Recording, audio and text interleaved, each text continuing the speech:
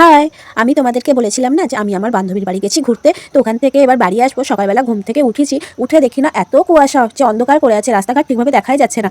আর সামনে একটা কুলের গাছ আছে। আরে আরে, ওখানে একটা কি গাছ ওইটা দেখি তো, ভালো করে জুম করে দেখি না, ওইটা হচ্ছে মানি প্ল্যান্ট গাছ, ওখানে বাড়ির পাঁচিলের কাছে রয়েছে। তো আমার তো দেখে খুবই ইচ্ছা করছে যে ওখান থেকে যদি একটা ডাল ভাঙা যেত, কিন্তু লোকে তো ধরে আমাকে মারবে।